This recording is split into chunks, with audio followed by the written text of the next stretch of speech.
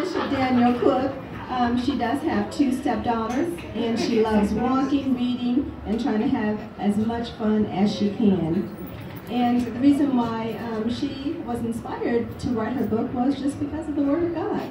So, Ms. Cook, let's hear from you. Thank you so much for the invitation, for Pastor Kevin and Lynn Rollins and all the authors, and for my publisher, amen, Cenece Dixon. I'm telling you, she'll treat you like you were the only author, amen.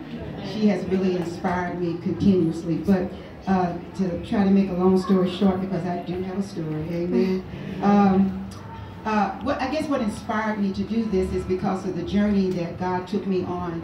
And a lot of times, I'm an evangelist, and a lot of times leaders don't really like to tell the things that they go through in life. And I think the testimony actually gives another person hope. And at the time, my husband and I were going through some very, very, very difficult times. I don't mind telling my story because we want to tell it. And he's a bishop, and I'm an evangelist. The position absolutely means nothing, amen, when you're going through, amen. The ground is leveled, amen. And we were really going through a whole lot, even to the point of divorce. I packed up and I left at least a couple of times. The third time he said, when I was going to leave, he said, "You done left so much, let me help you this time." Amen. I didn't expect that from him, amen. But it was just how rough it was for us. And we both knew God. And I began to really question God and began to ask him, what is it about you that I don't know? Because the Bible is supposed to be the answer. I'm going to church, I have a prayer life, I'm studying the Bible, but I was still coming up short and empty, and I didn't know why. And God finally responded to me. He said, in all that you're doing great church work, and you're doing the things that you need to do because you're a Christian. He said, but what you don't know, he said, you don't know me. And I didn't understand that. Because I thought knowing God was going to church, going to Bible study, studying. I thought that was knowing God. And my journey began. And to make it long, I want to read just one chapter. But that journey sent me on knowing how to, for the first time, to be a spiritual wife. I didn't know how to do that. I didn't know how to walk in the Spirit. I didn't know the condition that my soul and my spirit and I didn't know anything about that. Yet, I was faithful when the doors opened. There's so much more. And I'm not telling anybody not to go to church. I'm just saying God's more than 11 o'clock service. He's more than that. And to know him is to love him. And I can say today that I have fallen desperately. Come on now. I have fallen desperately in love with God, and I know what that means, and I know what it feels like. And it's so much more than a feeling. So I ask God to help me to understand what the relationship is all about when it comes to you.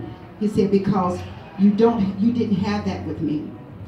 And I understood the relationship between my husband and myself, but how can you have a relationship with a person you can't see? You can't physically touch, amen.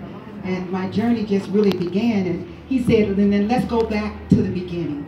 And that's where he took me back to really begin to study in the book of Genesis. And I'm just going to read just this chapter to you. It's called In the Garden. In the garden, we know the story. The serpent beguiled, deceived Adam and Eve, and they gave in to the tempting of the tempter, the serpent.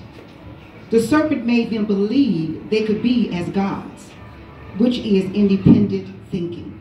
Depend on no one. I guess if you believe you are a god, why would you need God? This independent thought would set in motion a chain of events, from distractions to disbeliefs, from disappointment to deception. Creation was turned upside down. The original state of the soul had been infiltrated. At this point, Adam and Eve are very confused. The very essence of who they are has become corrupted. They are questioning their relationship with their Creator. Is He or is He not God? They began to look more into themselves to find answers. The beginning of Godship. God's will would no longer be enough or considered or satisfying. The serpent has worked its magic. The soul takes a different direction. We know the rest of the story. They were thrown out of the garden. If they had stayed in the garden with this corrupt nature, which was already affecting their thinking, they would have eaten from the tree of life and remained in their condition forever.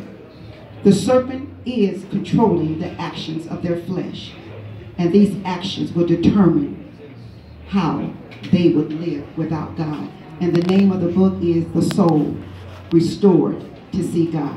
Thank you.